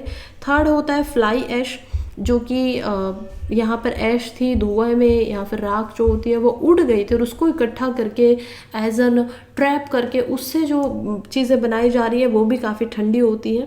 और इसके अलावा होता है मोनोलिथिक कंक्रीट, जिसको बोला जाता है मिवान भी। ये चारों ऐसी चीज़ें हैं जो थोड़ी सी सस्टेनेबल है, लेकिन इनकी स्ट्रेंथ इतनी ज़्यादा नहीं होती, मजबूती इनमें इतनी ज़्यादा नहीं होती, इसी वजह से लोग इनका जो इस्तेमाल है वो काफ़ी कम करते हैं। लेकिन इनमें से जो मोनोलिथिक कंक्रीट की हम बात कर रहे हैं उसका फेवर किया जा सकता है, क्योंकि उसकी स्पीड भी ज़्यादा अच्छी है, उसकी ड्यूरेबिलिटी ज़्यादा समय तक वो चल भी पाएगी। खास करके जो हाई राइज बिल्डिंग बनाई जाती है या स्काई स्क्रैपर बनाए जाते हैं, उनमें से 60% ऐसे हैं जहाँ पर इसका इस्तेमाल किया जा सकता है बनाते टाइम। तो इसी तरीके से इसको ठीक किया जा सकता है कि कैसे ये 10 से 13 जो दिन होते हैं वो इसमें अच्छे से बनवा पाएगी, उसको बनाने में टाइम लगेगा, और जो एनर्जी इसमें इस्तेमाल होती है वो भी इसमें थोड़ी कम होगी as compared to monolithic concrete के। फिर हम देखते हैं कि मिवान का जो कंस्ट्रक्शन होता है वो एक्चुअली में कम समय मांगता है। तो मिवान टेक्नोलॉजी फास्टर कंस्ट्रक्शन देती है बिल्डिंग्स को। ट्रेडिशनल जो मेसोनरी वर्क होता है खास करके टॉलर स्ट्रक्चर्स के लिए सस्टेनेबल रहती है। अब इन नेक्स्ट इसमें क्या किया जाए, इंडिया जो है वो सिग्निफिकेंट पोटेंशियल रखता है जब हम बिल्डिंग मटेरियल्स को इनोवेट करने की बातें कह रहे हैं कि इसमें कुछ नया बनाया जाए। तो इंटरडिसिप्लिनरी कोलैबोरेशन हो जाना चाहिए, जहाँ पर हम देख पाएंगे कि जो बिल्डिंग ओरिएंटेशन है, विंडो की वॉल रेशो कितना होना चाहिए, यू वैल्यू क्या होनी चाहिए, वॉल्स और रूफ को कैसे बनाया जाए, हीट कम से कम जिसमें ट्रैप हो, वो सब बनाया जाना चाहिए। इंडिया की जो एनर्जी का इतना बड़ा ह्यूज हम लोग अमाउंट को इस्तेमाल करते हैं उसको यहाँ पर कम करने के लिए अगेन हमारे लिए आर्टिकल इंपॉर्टेंट हो जाता है जीएस पेपर 3 के अंदर, जिसमें हम देखेंगे इकोनॉमी के अंदर भी ये आता है और इसी के अंदर आप इसको साइंस एंड टेक में भी इंक्लूड कर सकते हो एज एन टॉपिक। मेंस में ज़्यादातर इसके आने की संभावनाएं हैं क्योंकि मेंस में ही ऐसे सवाल पूछे जाते हैं कि ये क्राइसिस है, इसका सोल्यूशन क्या हो। हालांकि पर्टिकुलरली एक सवाल इस पर ना भी बने, लेकिन आप इसको एज अ पॉइंट्स के रूप में ज़रूर इस्तेमाल कर सकते हो किसी आर्टिकल के अंदर कि कैसे यहाँ यहाँ पर 4 चीज़ें हैं जिसको हम एग्जाम्पल की तरह इस्तेमाल कर सकते हैं। नेक्स्ट आर्टिकल की तरफ चलते हैं, जो कि है why are Rohingyas refugees risking their life at sea. देखिए क्या हुआ है, अभी कुछ दिनों पहले ही रोहिंग्याज जो थे वो एक बोट के ऊपर आ रहे थे, लकड़ी की एक बोट के ऊपर बनकर बैठकर 7 जने थे, और वो लोगों को रेस्क्यू किया गया है इंडियन ओशन में। भारतीय जो हम देख पाते हैं हिंद सागर जो है उसके अंदर उनको रेस्क्यू किया गया इंडियन नेवी के द्वारा। इंडोनेशिया के कोस्ट पर वो पहुंच चुके थे और डूबने ही वाले थे। उनकी जर्नी बहुत ज़्यादा अच्छे जीवन के लिए वो लोग वहाँ पर जाना चाहते थे। यूनाइटेड नेशंस की बात करें तो उनको अच्छा जीवन क्यों नहीं मिल पा रहा है। देखिए यूनाइटेड नेशंस के हाई कमिश्नर फॉर रिफ्यूजीज़ की तरफ से ये बात बताई गई है कि फ़िलहाल 4,500 से ज़्यादा ऐसे रोहिंजीज़ हैं जो बे ऑफ बंगाल से होते हुए अंडमान सी से जाते हुए यहाँ पर अपने जीवन को रिस्क में डालते हैं, और उनका जो डेथ है वो लगभग यहाँ पर 500 ऐसे 70 लोग हैं जो मिसिंग हो चुके हैं। बहुत सारे लोग जो हैं वो मर चुके हैं 2014 के टाइम से हम देख पाएंगे, क्योंकि यहाँ पर 8 में से 1 इंसान ऐसा जरूर होता है जो इस जर्नी को करता है, या तो उसकी मौत हो जाती है या फिर वो मिसिंग हो जाता है इस जर्नी के दौरान, इस यात्रा के दौरान। इसी वजह से जो बे ऑफ बंगाल है और जो अंडमान सी है, इन दोनों को ही यहाँ पर वर्ल्ड का सबसे ज़्यादा हाईएस्ट डेडलीस्ट सी माने जाने का स्टेटस मिल चुका है। लेकिन इन रोहिंग्याज को यहाँ से भागना क्यों पड़ रहा है? सोचिए आप लोग, ये कहाँ के हैं, क्यों इनको जाना पड़ रहा है कहीं पर? इस पर बात करें तो हमें पता चलेगा कि रोहिंग्याज हैं कौन। रोहिंग्याज एक मुस्लिम माइनॉरिटी है, मुस्लिम लोग हैं, और ये लोग रहते हैं रीजनली, ये लोग म्यांमार के अंदर रहते थे। म्यांमार में भी ये लोग अराकान नाम का किंगडम है, जो कि फॉर्मली जब बर्मा के नाम से म्यांमार जाना जाता था तो उस जगह पर ये रहते थे। कल्चरली और रिलीजियसली ये जो मेजॉरिटी पॉपुलेशन है म्यांमार के अंदर, बुद्धिस्ट पॉपुलेशन है, उनसे ये बिल्कुल अलग है। रोहिंग्याज का क्लेम है कि वो म्यांमार के रखाने स्टेट में जनरेशन से रह रहे हैं। अब रखाने स्टेट क्या है उसको हम मैप पे आराम से समझेंगे, क्योंकि ये मुद्दा ही इतना इंपॉर्टेंट है और आईआर के अंदर, इंटरनेशनल रिलेशंस में तो ये बहुत बड़ी अहम भूमिका निभाता है। तो जब ऐसा सवाल अगर आ जाए और इस मुद्दे को आप समझेंगे तो उसके बाद में इसमें मैप अगर बना दिया जाए मेंस के आंसर के लिए तो वो काफ़ी बेनिफिशियल प्रूवन होगा। अब ये हमें समझ में आ गया है कि म्यांमार के रखाने स्टेट में वो अपना क्लेम करते हैं, जैसे कि आप इसको गाज़ा और पैलेस्टाइन के साथ में भी जोड़ सकते हैं। अब क्या बातें हो रही है, गाज़ा के लोग कहते हैं, पैलेस्टाइन के लोग कहते हैं कि वो यहाँ पर जनरेशन से रह रहे हैं, इसराइल वाले लोग कहते हैं कि इन्होंने हमें बाहर निकाल दिया था एक समय के ऊपर। लेकिन वापस में 1947 के अंदर हम देखते हैं कि ब्रिटेन यहाँ पर क्या करता है, वापस से इसराइल को वहाँ पर एक जगह दिलवाता है, जूज लोगों को, जू यानी कि यहूदी जो होते हैं उनको रहने को वहाँ पर दे देता है। अब इसकी वजह से आज तक उन दोनों में ही लड़ाइयाँ हो रही है। गाजा पैलेस्टाइन लोग बोलते हैं कि ये तो हमारा है, गाजा गाजा के जो लोग हैं वो कहते हैं कि ये पूरा का पूरी टेरिटरी हमारी, हम इसको नहीं देना चाहते हैं। जो लोग हैं वो कहते हैं, यहूदी लोग, कि तुम लोग तो यहाँ पर बाद में आए हो ना, 10वीं 12वीं शताब्दी में आए हो, लेकिन हम तो यहाँ पर ईशा पूर्व से ही रह रहे हैं, तो असल में ये हमारी ज़मीन है। तो ये बहुत बड़ी इनकी प्रॉब्लम्स है। ऐसे ही यहाँ पर म्यांमार और बर्मा का भी इशू है। उन लोगों का बोलना है कि नहीं ये तुम्हारा नहीं, ये कह रहे हैं हम तो जनरेशन से यहाँ रह रहे हैं, हमारी तो पीढ़ी दर पीढ़ी हम यहीं पर हैं, या रखाने स्टेट के अंदर हम क्यों जाएं, यहाँ से क्यों निकले। लेकिन कुछ समय तक ये आराम से रहते रहे। फिर उसके बाद क्या होता है, सक्सेसिव गवर्नमेंट आती रहती है और उन्होंने इस डिस्प्यूट को और ज़्यादा हवा दे दी। उन्होंने बोला कि जितने भी लोग हैं वो इलीगली बांग्लादेश से म्यांमार के अंदर आए हैं, क्योंकि आपको पता है बांग्लादेश के अंदर जो है मुस्लिम मेजॉरिटी है, और ये कहते हैं कि ये वहाँ से आए हैं, म्यांमार में इनका कोई मतलब ही नहीं है। और ये होने के बावजूद जब इनको सिटीजनशिप, जब इनको नागरिकता से हटा दिया जाता है कि ये किसी भी देश के नागरिक नहीं हैं, ये वर्ल्ड में ऐसी एक पॉपुलेशन बन जाते हैं जो 1982 से लेकर वर्ल्ड की लार्जेस्ट ऐसी स्टेटलेस पॉपुलेशन है, जिनका ना कोई फंडामेंटल राइट मिले हुए हैं, ना ही इनको कोई सुरक्षा मिलती है, ना ही कोई सिक्योरिटी मिलती है। तो वर्ल्ड में सबसे ज़्यादा है। स्टेटलेस होने का क्या मतलब होता है कि इनके पास कोई भी स्टेट नहीं है। स्टेट को आप ऐसे मत देखिएगा हरियाणा, पंजाब, यूपी, ये स्टेट नहीं होती हैं। इंटरनेशनल रिलेशंस के अंदर एक स्टेट का मतलब होता है एक नेशन या एक कंट्री का होना। तो क्योंकि वर्ल्ड में ये किसी भी देश का भाग नहीं है, कोई भी इनको नागरिक नहीं बोलता है, तो इसी वजह से इनको स्टेटलेस माना जाता है। देखिए इनका लार्जेस्ट एक्सोडस यानी कि इनको बाहर निकालना शुरू हुआ था 2017 की अगस्त में। एक मैसिव वेव ऑफ वायलेंस हम देखते हैं कि रखाने के अंदर आ जाती है। वहाँ के जो सिक्योरिटी जनरल्स थे वो लोग क्या करते हैं कि यहाँ पर 7.5 लाख की पॉपुलेशन को बांग्लादेश की तरफ भगा देते हैं। सिक्योरिटी फोर्सेस ब्रूलिटी दिखाते हैं, बहुत ही ज़्यादा वायलेंस करते हैं, मारते हैं, पीटते हैं, लोगों की जान जाती है। ये सब होने के बाद में यूनाइटेड नेशंस बोलते हैं कि जो 2017 का यहाँ पर वायलेंस किया गया था वो एक्चुअली में इथनिक क्लिनजिंग की गई थी। देखिए एथनिक क्लिनजिंग क्या होता है, अब ये एक ऐसा वर्ड है ना, आपको मेंस के आंसर राइटिंग में ऐसे ही वर्ड्स को ध्यान में रखना होता है, तभी आपके मार्क्स बढ़ते हैं। एथनिक क्या होता है, किसी चीज़ को आप जो ट्रेडिशनल है एथनिसिटी से जुड़ा हुआ है वहाँ से, और क्लिनजिंग क्या होता है कि वहाँ को उसको क्लीन करके बिल्कुल निकाल देना। कुछ ऐसे प्रयास हिटलर के द्वारा भी किए गए थे। हिटलर जब ज्यूज़ को मार रहा था तो वो भी कह रहा था कि मेरी एथनिसिटी को यहाँ पर ख़राब कर रहे हैं, जो रियल जर्मन्स हैं उनको ये लोग प्रदूषित है। वैसा ही कुछ यहाँ पर हुआ है एथनिक क्लिनजिंग का। तो इतना बड़ा आरोप यहाँ पर लगा दिया जाता है म्यांमार उनकी गवर्नमेंट के ऊपर यूनाइटेड नेशन के द्वारा। 2018 में फिर से यूनाइटेड जो नेशंस है वो कहते हैं कि म्यांमार की जो गवर्नमेंट है वो जीनोसाइड करना चाहती थी, यानी कि बहुत सारी मात्रा में लोगों को एक साथ मारना चाहती थी, जान से मारना चाहती थी। तो ये रोहिंग्यास के अगेंस्ट में उनका इंटेंट था, हालांकि ऐसा हुआ नहीं। इंटेंट क्या होता है कि उनकी मंशा ऐसी थी, मन उनका ऐसा था। तो ये बहुत बड़ी स्टेटमेंट हो जाती है इतनी बड़ी ऑर्गेनाइजेशन के द्वारा, यूनाइटेड नेशन जिसके अंदर 197 मेंबर कंट्रीज़ है, इंडिया जिसका एक भाग बना हुआ है, तो पूरे वर्ल्ड को वो रिप्रेजेंट कर रही है एक तरफ से, और वो कहती है कि देखिए हमारा मानना ऐसा हुआ है। तो वो उनका मानना नहीं था, वो पूरे वर्ल्ड का एक नज़रिया था। अब ये वाई सी जर्नीज़ क्यों हो रही है, हम देखते हैं कि इस हिस्ट्री को समझने के बाद में 1 मिलियन यानी कि लगभग 10 लाख ऐसे रोहिंग्यास थे जो म्यांमार से बाहर निकल जाते हैं 1990 के दशक में, क्योंकि उन लोगों को अपनी ज़िंदगी बचानी थी। 6 लाख ऐसे थे जो कंट्रीज़ में ही रह गए थे, म्यांमार के अंदर ही रह गए, और उनमें से हम देखते हैं कि 9,60,000 ऐसे रोहिंग्यास थे जो पहुँच जाते हैं बांग्लादेश के अंदर, और वहाँ पर कैंप्स के अंदर रिफ्यूज़ ले लेते हैं, रिफ्यूजी बन जाते हैं, शरणार्थी बन जाते हैं। तो उनके पास पक्के कोई मकान वगैरह तो नहीं होते हैं, वो कैंप लगाते हैं, झोपड़ी झुग्गी वगैरह डालते हैं और उस तरीके से वहाँ पर रहना शुरू कर देते हैं। ज़्यादातर जो लोग थे वो कॉक्स बाज़ार के आसपास रहते हैं, जो कि म्यांमार के बॉर्डर के साथ में ही लगता है, और धीरे धीरे कुछ समय के बाद उन्होंने अपना घर भी वहाँ पर बनाना शुरू कर दिया, और डेंसली पॉपुलेटेड रिफ्यूजी कैंप बन गया है वर्ल्ड का, क्योंकि इतनी ज़्यादा पॉपुलेशन यहाँ के लोगों की है।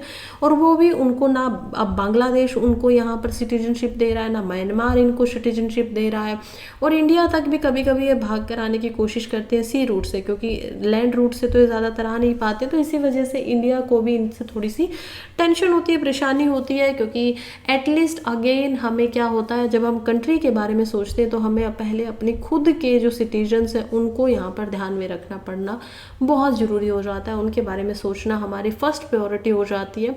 सो या वैसे तो ह्यूमैनिटेरियन एक्सेस पे बोले तो बिल्कुल इनको दे देना चाहिए, बांग्लादेश को भी इनको सिटीजनशिप दे देनी चाहिए, लेकिन क्या उनके जो सिटीजन्स हैं वो उनके लिए सब कुछ वो कर पा रहे हैं जो उनको करना चाहिए, ये सवाल बहुत बड़ा उठ जाता है। और इसी वजह से जो पॉपुलेशन है वो नाराज़ हो जाती है। जब आप बातें करते हो सिटीजन्स नाराज़ हो जाते हैं कि हमें हमारे फंडामेंटल अधिकार अभी तक मिल नहीं रहे हैं, और आप हो कि यहाँ पर दया भावनाएं दिखा रहे हो।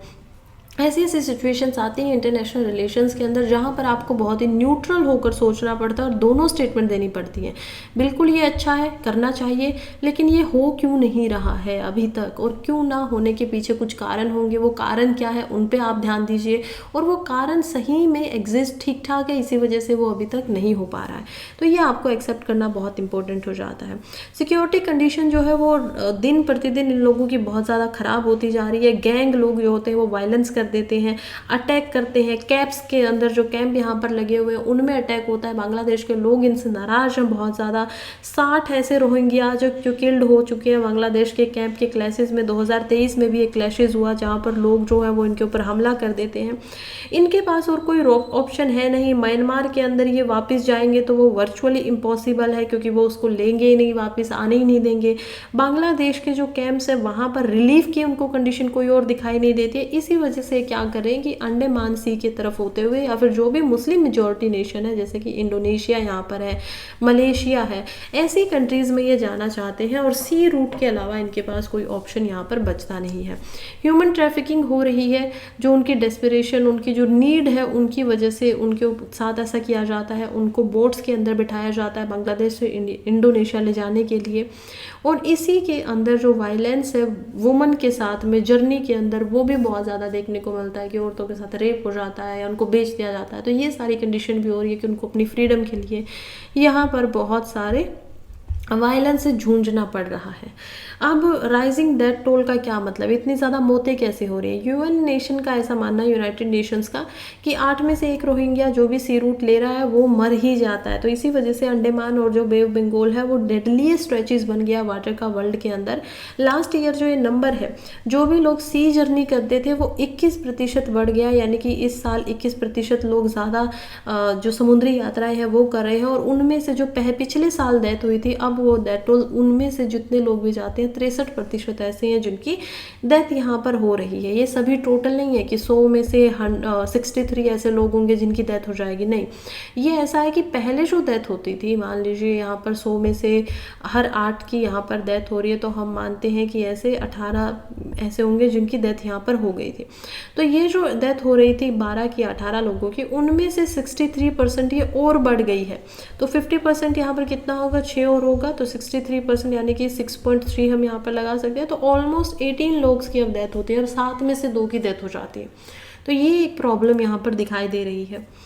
और अब हम समझते हैं कि म्यांमार में और उनकी लोकेशन क्या है, क्योंकि ये समझना बहुत इंपॉर्टेंट है। म्यांमार की कंट्री हम देख पाते हैं, ऊपर भूटान है, बांग्लादेश होते हुए यहाँ इंडिया भी लगता है, इंडिया के साथ में। इसी वजह से जो नॉर्थ ईस्ट का रीजन है यहाँ पर भी हम देख पाते हैं कैसे रोहिंग्याज को माना जाता है कि वो पेनिट्रेट करके इंडिया में भी घुस जाते हैं, और इसी वजह से बॉर्डर की फेंस और सिक्योरिटी करना बहुत इंपॉर्टेंट हो गया है। खैर, ये है रखाने का पूरा यहाँ पर रीजन। इसी रीजन में ये लोग हमेशा से रह रहे हैं। और ये है कॉक्स बाजार। अब कॉक्स बाजार आपको पता है बांग्लादेश का, यहाँ पर इन्होंने अपने रिफ्यूजी कैंप लगाए हुए हैं बांग्लादेश के इस रीजन की तरफ में। और यहाँ पर डीप वाटर पोर्ट बनाने की प्लानिंग वगैरह चल रही है। यहाँ पर कानपुर स्पेशल इकोनॉमिक जोन रखा गया है। सिनो म्यांमार होता है, चाइना के साथ में इनके रिलेशन जो है वो रखाने से होकर जा रहे हैं। पूरे के पूरे बचे हुए म्यांमार में आप बुद्धिस्ट पॉपुलेशन को यहाँ पर देख पाएंगे, सिवाय इसके जहाँ पर ये आपको मुस्लिम पॉपुलेशन दिखाई देती है। तो यहीं पर ये लोग रहते हैं, यहीं पर इनके साथ अटैक होते हैं, इनको निकाला जा रहा है। अगर आप देखेंगे तो ये है इंडिया, और इंडिया के साइड में यहाँ पर आप म्यांमार को देख पाएंगे। तो ये है पूरा का पूरा रीजन।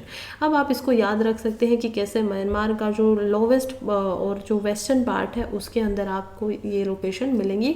मैप बनाए आएंगे तो बहुत अच्छा लगेगा, एग्जामिनर भी आपको 1 मार्क एक्स्ट्रा देगा, तो इम्पोर्टेंट होता है। नेक्स्ट आर्टिकल जो कि state of employment in India, what a new report says about youth and women concern and caution. देखिए, ये आर्टिकल हमने पहले द हिंदू के अंदर भी पढ़ा था, कल परसों ये आर्टिकल आया हुआ था, आज फिर से ये इंडियन एक्सप्रेस में आ गया है। तो इसमें भी कुछ ऐसी चीज़ें हैं जो हमें पता होनी चाहिए, तो दोबारा से इसका रिवीजन करते हैं। द हिंदू के अंदर जो आर्टिकल आया था वो बात कर रहा था एक दूसरी रिपोर्ट की, जो कि रिपोर्ट थी इंडिया की एम्प्लॉयमेंट रेशियो के ऊपर। यहाँ पर जो इंडियन एक्सप्रेस ने छापा है वो छापा है एक्चुअली में इंडियन एम्प्लॉयमेंट रिपोर्ट 2024, जो कि छापी गई थी इंस्टीट्यूट ऑफ ह्यूमन डेवलपमेंट के साथ। इसके अलावा जो एम्प्लॉयमेंट की रिपोर्ट आई है वो आई है अलग अलग स्टेट से। हमने क्या किया है, ये इस रिपोर्ट में बहुत सारे कंसर्न को दिखाया कि कैसे जो पुअर एम्प्लॉयमेंट कंडीशन है वो हो रही है। स्लो ट्रांजिशन होता है नॉन फॉर्म एम्प्लॉयमेंट का, यानी कि फार्म के अंदर वो काम नहीं करते हैं, खेतों में काम नहीं करते हैं, तो बहुत स्लोली वो कहीं पर पहुंच पाते हैं। वुमन जो है लार्जली खुद ही काम कर रही है, सेल्फ एम्प्लॉयड यहाँ पर होती हैं। अडल्ट जो है जो पढ़े लिखे हैं वो यहाँ पर काम नहीं ढूंढ पा रहे हैं, ढूंढना चाहते हैं। 60% 70% ऐसे अडल्ट हैं जो कोई गवर्नमेंट जॉब या ऐसी जॉब्स को नहीं ढूंढ पा रहे हैं।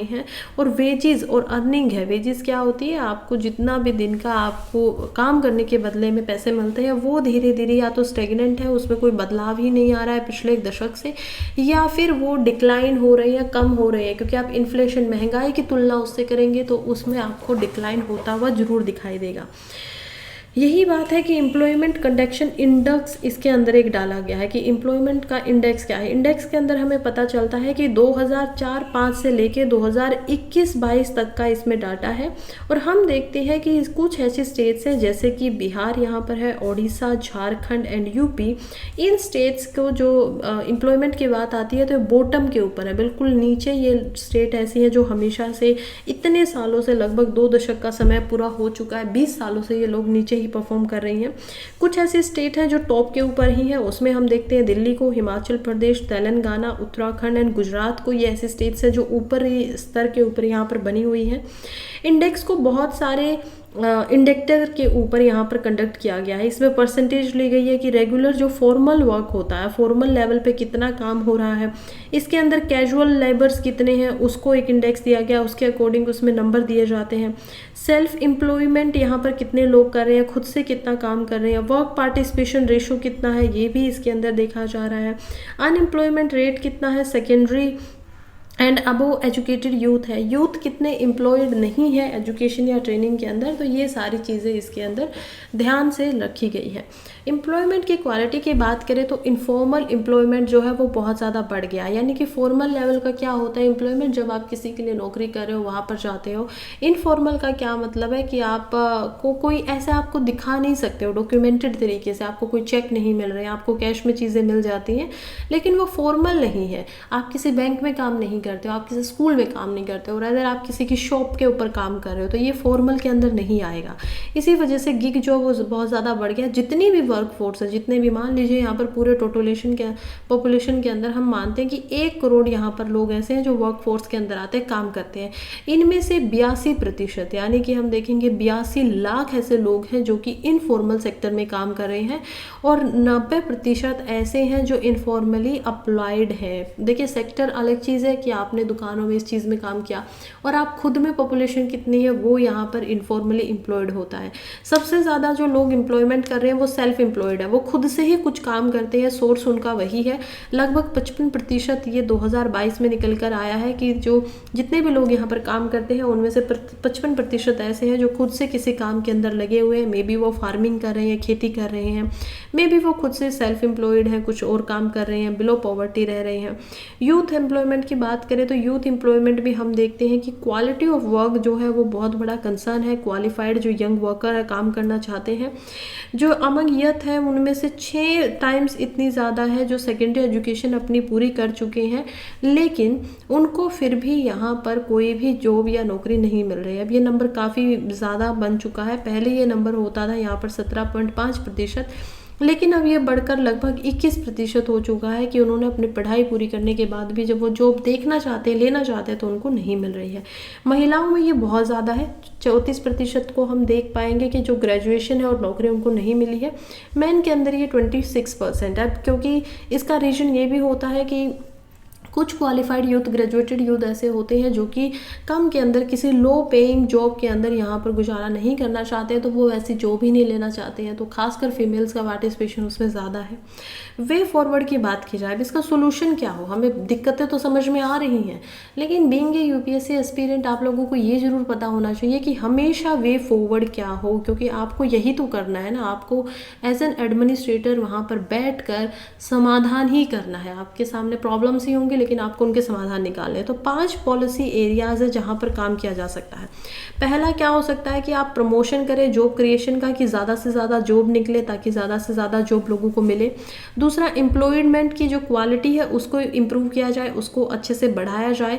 तीसरा, हम देखते हैं कि जो लेबर मार्केट की इनइक्वालिटीज़ होती है, यानी कि फीमेल को उसी काम के लिए कम रुपए मिल रहे हैं, मेल को ज़्यादा मिल रहे हैं। वाइट कॉलर वाली जॉब में बहुत ज़्यादा पैसे हैं, जो ब्लू कॉलर जॉब है उसके अंदर बहुत ही कम है, वेजेस नहीं बढ़ रहे। तो ये जो हम देख पाते हैं इनइक्वालिटीज़ को, ये जो हम विभिन्नताओं को देख पाते हैं, तो उसको थोड़ा सा कम किया जाना चाहिए, उसको एड्रेस करना पड़ेगा। स्ट्रेंथनिंग स्किल को आप ज़्यादा से ज़्यादा यहाँ पर स्ट्रेंथन करें, मजबूत करें, क्योंकि आज के यूथ है वो पढ़ तो लेते हैं लेकिन जॉब क्रिएशन में उनकी कोई ज़रूरत नहीं है। हमें पता है एआई के साथ साथ भी जो जॉब्स है उनके ऊपर भारी इंपैक्ट पड़ने वाला है, तो शायद ये डाटा और बुरा सामने कुछ सालों के बाद आए। इसी वजह से यहाँ पर जो नॉलेज है डेफिशिएट की लेबर मार्केट के पैटर्न पे और यूथ एम्प्लॉयमेंट पे, वो वो यहाँ पर ब्रिज करनी बहुत ज़रूरी है, उसके ऊपर काम करना बहुत ही ज़्यादा ज़रूरी हो जाता है। इन्वेस्टमेंट एंड रेगुलेशन भी यहाँ पर की जा सकती है, एमर्जिंग केयर हो सकती है, सिक्योरिटी, जॉब सिक्योरिटी दी जाए, इरेगुलर जो वेजेस मिलते हैं उनके ऊपर यहाँ पर पॉलिसीज़ के थ्रू काम किया जाए, इकोनॉमिक पॉलिसीज़, ताकि प्रोडक्शन जो है नॉन फार्म एम्प्लॉयमेंट का, जो खेत में नहीं लगे हुए हैं उनको बूस्ट मिल सके। और मैन्युफैक्चरिंग जो यहाँ पर सेक्टर है इंडिया के अंदर, वो भी माना जा रहा है कि 7 से 8 मिलियन ऐसे यूथ हैं जो एनुअली लेबर फोर्स के अंदर अगले दशक के अंदर यहाँ पर एंटर हो जाएंगे। तो बहुत बड़ा मात्रा में ये लोग 70 से 80 मिलियन यूथ, नौजवान जो है वो इस मार्केट के अंदर आने वाले हैं अगले दशक के अंदर, और वो भी एनुअल लेवल पर आने वाले हैं। हर साल इतने ज़्यादा यूथ यहाँ पर आएंगे। तो मोर जो सपोर्ट है वो प्रोवाइड किया जाना चाहिए micro, small and medium size enterprises को, ताकि वो टूल्स जैसे होते हैं डिजिटलाइजेशन के, एआई के, क्लस्टर बेस्ड अप्रोचेस के, मैन्युफैक्चरिंग कैसे हो, उसमें यहाँ पर मदद कर सके। यूथ को भी नौकरी दिलाने में इससे क्या होगी, आसानी होगी। तो ये सारे तरीके हैं, पूरा का पूरा आंसर आपका यहाँ से फॉर्म हो जाता है। अब हम चलते हैं नेक्स्ट आर्टिकल की तरफ, जो कि है होल्स इन सोशल सिक्योरिटी। देखिए ये आर्टिकल लिखा गया है रवि श्रीवास्तव के द्वारा, और वह कहते हैं कि कैसे जो सोशल प्रोटेक्शन है आर्किटेक्चर इंडिया के अंदर वो काफ़ी क्योटिक होता जा रहा है। इसमें अनबैलेंस ग्रुप्स है, लिटिल पॉलिटिकल लेवरेज है। तो ये क्या बातें कर रहे हैं, देखिए सोशल सिक्योरिटी की बातें कर रहे हैं। अब हमारे खुद के जीएस पेपर 2 के अंदर एक सोशल जस्टिस का यहाँ पर पेपर आता है, और उस सोशल जस्टिस के ऊपर आपसे यही चीज़ें पूछी जाती हैं कि सोशल सिक्योरिटी कितनी है, यहाँ पर वुमेंस को सिक्योरिटी कितनी है, और बहुत सारे चिल्ड्रन का यहाँ पर क्या रोल होता है। तो ये सारे के सारे जो सामाजिक न्याय का, मेंस का आपका बहुत इम्पोर्टेंट एक यहाँ पर पैटर्न है। 15 नंबर के क्वेश्चन या 15 से 20 नंबर का जो मेंस के आपके जीएस पेपर 2 में आता ही आता है, सवाल उससे पूछा ही जाता है।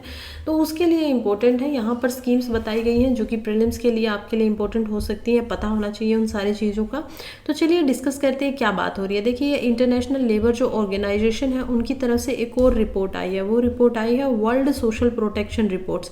इसमें 2022 का ये आंकड़ा उन्होंने पूरा का पूरा दिया गया है, और इसमें हमें पता चला है कि इंडिया जो है वो सोशल सिक्योरिटी के ऊपर बहुत ही कम पैसा यहाँ पर स्पेंड करता है, बहुत ही कम यहाँ पर जो हमारी जीडीपी है उसके परसेंटेज हम यहाँ पर लगाते हैं। इंडिया का पता चला है कि पहले इंडिया अभी थोड़ा बहुत ज़्यादा तो कर रहा है, सोशल जो वेलफेयर एक्सपेंडिचर होते हैं 2017-18 में हम केवल 1.2 से 1.3% जो एवरेज होता था हमारा ग्रोथ स्टेट डोमेस्टिक प्रोडक्शन का, वो लगाते थे। लेकिन फिलहाल ये आंकड़ा 1.6% 2022-23 में थोड़ा सा बढ़ा है, लेकिन स्टिल अगर हम इसको कंपेयर करें वर्ल्ड की अदर कंट्रीज़ के साथ में तो ये काफ़ी कम है। अब हम देखते हैं कि कैसे ऐसे स्टेट्स हैं जो इन मामलों के ऊपर काम कर रही हैं। तो कैसे काफ़ी स्टेट हैं जैसे कि हिमाचल प्रदेश, दिल्ली, छत्तीसगढ़, जिन्होंने नए नए अभी जो ट्रांसफ़र स्कीम है, चाहे वो इनकम ट्रांसफ़र स्कीम्स हो, वो वुमेन के लिए यहाँ पर डिस्कस की है। पहले ही हम देख पाएंगे कि कैसे इंडिया में सोशल सिक्योरिटीज़ के लिए मनरेगा जैसी स्कीम्स चलती है। Mahatma Gandhi national rural employment guarantee scheme जो है यहाँ पर वो चलाई जाती हैं, ताकि लोगों को जो गांव के लेवल पे, ग्रामीण क्षेत्र के ऊपर लोग हैं, उनको काम दिया जाए। एटलीस्ट कम से कम 150 दिनों का इसमें परमानेंट आपको जॉब देती ही होती है, और इससे आपको पैसे मिलते हैं। दूसरी स्कीम इसमें हम देख सकते हैं जो कि है नेशनल फूड सिक्योरिटी स्कीम, जिसमें हम देख पाएंगे कि इंडिया के अंदर वर्ल्ड की सबसे ज़्यादा यानी कि 800 मिलियन या फिर आप इसको 8 करोड़ भी बोल सकते हैं लोगों को यहाँ पर खाना दिया जाता है, फूड दी जाती है, फूड की सिक्योरिटी जाती है। गवर्नमेंट के लिए काफ़ी ड्रास्टिक जो उन्होंने बातें की थी कि पॉवर्टी के अंदर, हंगर के अंदर कम आ रहा है, तो वो पॉलिटिकल डिक्लाइन पे, पॉलिटिकल ग्राउंड पे अगर हम उसको देखें तो वो केवल और केवल इसी बात से साबित हो सकती है कि हाँ उन्होंने कुछ काम किया, और वो काम जो हो रहा है वो नेशनल फूड सिक्योरिटी एक्ट के तहत ही हो रहा है, जिसको अब 2025 के लिए और ज़्यादा बढ़ा दिया गया है। फिर हम देखते हैं कि बीजेपी से रिलेटेड गवर्नमेंट आती है छत्तीसगढ़ में, जो कि अभी मातृ वंदन प्रोग्राम को भी यहाँ पर बताती है। ऐसे ही अलग अलग स्टेट अलग अलग यहाँ पर स्कीम लेकर आ रहे हैं। सेंटर से हम देख पाएंगे कि उज्ज्वला स्कीम थी तो कि 2016 में आती है यहाँ पर, जिसका काम था एलपीजी गैस जो सिलेंडर्स है उनको सब्सिडाइज करके देना, उसको भी फरवरी 2025 तक बढ़ा दिया गया है पुअर जो वुमन होती है उनके लिए। उसके बाद जो कोविड में इमरजेंसी आती है तो यहाँ पर 500 रुपये जितने भी जन धन योजना बैंक अकाउंट्स थे और जो वुमन थी वहाँ पर औरतों के जो अकाउंट्स थे उनमें भेजे गए। इसका रीज़न ये है कि ऐसा माना जाता है कि जो वुमन होती है इकोनॉमिक तरीके से भी और पॉलिटिकल तरीके से भी, जो सर्वेज और स्टडीज़ हैं कि वो लोग जो उनके पास पैसा जाता है उसको हाउस होल्ड में ही लगाती हैं। जो बेसिक चीज़ें होती हैं बहुत ही इंपॉर्टेंट होती हैं तो वो हाउस होल्ड के अंदर उसको लगाएंगे, घर में लगाएंगे या फिर एजुकेशन के ऊपर लगाएंगे बच्चों की। तो ऐसे जब आप किसी इंसान आदमी के पास इसको भेजते हैं तो उनका रिस्क होता है कि वो इसको शराब या अल्कोहल में वेस्ट कर देगा, लेकिन वुमेन क्योंकि ऐसा नहीं कर रही है और वो ओवरऑल यहाँ पर एजुकेशन के ऊपर लगा कर या फिर क्रिएट कर रही है बच्चों को, जो कि अगेन यूथ बनकर इंडिया के लिए ही काम करेंगे, इम्पोर्टेंट होगा, चाहे वो बाहर जाकर भी काम करें, लेकिन जो हुडीज़ होंगी तो वो इंडिया को ही मिलेगी। ये सारी चीज़ें होती हैं जो कि इम्पोर्टेंट इसमें रोल निभा रही है। और जब आप वुमन को डायरेक्टली पैसा देते हो तो ये सोशल तरीके से वुमन की एम्पावरमेंट में, सही में उनको सशक्त होने में मदद भी करता है।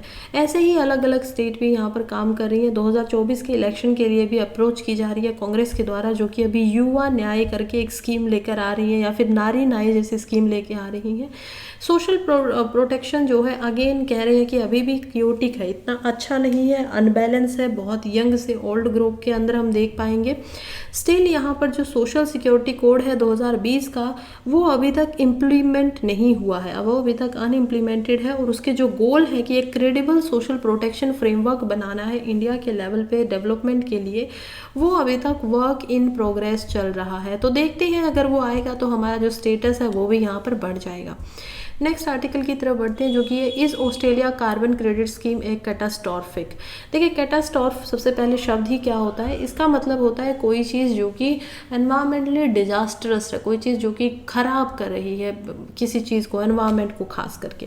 तो ऑस्ट्रेलिया में कार्बन क्रेडिट स्कीम लेकर आएगी जिसके अंतर्गत जो भी यहाँ पर मान लीजिए कोई कंपनी है वो क्या कर सकती हैं, किसी लैंड को वो लोग यहाँ पर इस्तेमाल कर सकती हैं जो फॉरेस्ट का था उसको पेड़ पौधे काट कर, लेकिन उसके बिहाफ पे उनको किसी और दूसरी ज़मीन के ऊपर यहाँ पर फॉरेस्ट लगाना होगा, पेड़ लगाने होंगे, और वो पहले अपने कार्बन क्रेडिट को यहाँ पर इकट्ठा करेंगे और जब उनके कार्बन क्रेडिट हो जाएंगे उसी के बाद में वो कोई प्रोजेक्ट जो कि एनवायरमेंट्स के लिए खतरनाक है, ठीक नहीं है, उसको यहाँ पर कर सकते हैं। अब ये खतरनाक क्यों है, कैटास्ट्रॉफिक क्यों है, क्योंकि देखिए कल भी परसों भी हमने इस पर समझा था कि कैसे जब हम पुराने पेड़ों को काटते हैं तो पुराने पेड़ के अंदर एक्चुअली में ज़्यादा कार्बन को वो लोग इस्तेमाल करते हैं फोटोसिंथेसिस में और ज़्यादा ऑक्सीजन को वो लोग छोड़ते हैं। लेकिन जब आप उसके जगह पे दूसरे नए पेड़ लगाते हो तो उनको उस जितना प्रभावकारी बनने में अभी बहुत समय लगेगा, 25 से 30 या फिर 40 साल भी यहाँ पर लग सकते हैं या कभी कभी 100 ईयर्स भी यहाँ पर लग सकते हैं। तो एक तो आप उसको इक्वल कर ही नहीं सकते हो किसी भी बिहाफ के ऊपर। दूसरा बात यहाँ पर ये हो रही है कि देखिए ऑस्ट्रेलिया की जो क्लीन एनर्जी रेगुलेटर है उनका भी ये बोलना है कि कैसे यहाँ पर जो एनर्जी के अजम्पशंस लगाए जा रहे थे स्कीम के ऊपर वो बेसिकली साउंड लग रहे थे, अच्छा लग रहा था, लेकिन जब बाद में हम देख पाते हैं कि वर्ल्ड की बिगेस्ट एक्सपोर्टर जो है ऑस्ट्रेलिया गैस और थर्मल कोयल का, उसके होने के बाद भी नेचुरल डिजास्टर हो रहे हैं, क्योंकि नए नए आप जब पेड़ लगा रहे हो, नए नए जब आप यहाँ पर इस्तेमाल कर रहे हो तो वो लोग या तो उनकी ग्रोथ नहीं हो पा रही है, ढंग से ध्यान नहीं रखा जा रहा है, या फिर उनको ऐसे लैंड के ऊपर लगाया जा रहा है जो कि उनके लायक नहीं था। तो कहीं ना कहीं ये ओवरऑल काफ़ी घाटे की स्कीम दिखाई दे रही है पूरे के पूरे कॉन्टेक्स्ट के अंदर। नेक्स्ट आर्टिकल, अभी ये आर्टिकल आया नहीं है, जस्ट प्रीलिम्स के लिए मैं आप लोगों को इसको समझाना चाहती हूँ। तो देखिए ऐसा ही एक और प्रोग्राम है जो इंडिया के अंदर भी लाया गया था, तो इंडिया के अंदर इसको जाना जा रहा है ग्रीन क्रेडिट प्रोग्राम के नाम से। इसका मतलब एक ऐसा इनिशिएटिव होगा जो कि स्पेसिफिक एक्टिविटी करने पर मान लीजिए पॉजिटिव इम्पैक्ट करेगा एनवायरमेंट में, ऐसा इसका मानना था। ग्रीन क्रेडिट प्रोग्राम जब लॉन्च हुआ है तो नेशनल लेवल पे लॉन्च हुआ है और कॉम्पिटेटिव मार्केट बेस्ड अप्रोच है ग्रीन क्रेडिट की, जैसे कार्बन है तो ग्रीन है, यहाँ पर भी यही होगा कि आप एनवायरनमेंट के लिए कितने पौधे लगा रहे हो और पौधे लगाने के बाद आप ग्रीन क्रेडिट ले सकते हो और उसके बाद में आप कोई अपना जो कि आपका प्रोजेक्ट है उसको यहाँ पर कंप्लीट कर सकते हो, कॉम्पैक्ट कर सकते हो। इसमें क्या किया जा रहा है, इसमें वेरियस स्टेक होल्डर होने वाले और जो प्रोग्राम है उसके लिए एक एक्शन भी बनाया जा रहा है, फॉलो अप एक्शन, जिसका नाम होगा लाइफ का मतलब होगा लाइफस्टाइल फॉर एनवायरनमेंट कैंपेन। लेकिन इसकी क्रिटिक्स हो रही है इन्हीं कारणों की वजह से। इसको जो प्रमोट किया गया है वो किया गया है बजट प्रॉमिस 2023-24 के अंतर्गत। Ministry of environment, forest and climate change जो है वो उसकी हेड होने वाली है और ग्रीन क्रेडिट प्रोग्राम प्रोग्राम के अंदर हम देख पाएंगे कि इसके जो रूल्स हैं वो स्पेसिफाई हुए हैं यहाँ पर एनवायरमेंट प्रोटेक्शन एक्ट 1986 के अंतर्गत में। गवर्नमेंट ऑफ इंडिया इसको देती है, मिनिस्ट्री ऑफ फाइनेंस के द्वारा इसको पूरा का पूरा बताया गया। सबसे पहले ग्रीन क्रेडिट प्रोग्राम के अंदर हम देखते हैं जो कंपनीज़ हैं, एंटिटीज़ हैं, वो अपनी ऑब्लिगेशंस को मानकर लॉ के अंदर में आकर यहाँ पर वॉलंटरी एनवायरमेंट मेजर ले सकती हैं, जैसे कि ट्री को लगा रही हैं और उसके बदले में उनको ग्रीन क्रेडिट मिलेंगे। अब क्रिटिक यही है कि जैसे कार्बन क्रेडिट की वजह से यहाँ पर कोई बहुत ज़्यादा फ़ायदा नहीं मिला है और बड़ी बड़ी कंपनी जिसको किसी दूसरी कंपनी से खरीद लेती हैं कार्बन क्रेडिट को और फिर उसके बाद अपना प्रोजेक्ट लगाते हैं और उसके नुकसान ज़्यादा है, वैसे ही इंडिया में भी इसके नुकसान ज़्यादा होंगे। ज़्यादा से ज़्यादा पेड़ जो होंगे वो इससे कटेंगे और जो नए पेड़ लगाए जाएंगे उनका बेनिफिट उतना नहीं हो पाएगा जितने पुराने पेड़ों को काट कर उसकी ज़मीन को इस्तेमाल किया जा रहा है। तो ये कंसर्न की बात है, चिंता की बात है। प्रीलिम्स के लिए आपको ये सारे पॉइंट्स पता होने चाहिए, तो हमने इसको एक्स्ट्रा डिस्कस कर लिया है। खैर यहीं पे आज के जो हमारे न्यूज़पेपर हैं वो ख़त्म हो जाते हैं। वीडियो अगर अच्छी लगी हो तो चैनल को सब्सक्राइब कर लीजिए। डेली हम यहाँ पर वीडियो न्यूज़पेपर की लेकर आती ही हूँ मैं। इसके अलावा वीडियो को लाइक कर दीजिए, चैनल पे कमेंट कर दीजिए, इससे मुझे हौसला मिलेगा, मैं और अच्छी वीडियोस आप लोगों के लिए बनाकर लेकर आऊँगी। अभी के लिए चलती हूँ, कल फिर से मिलेंगे, तब तक पढ़ते रहिए।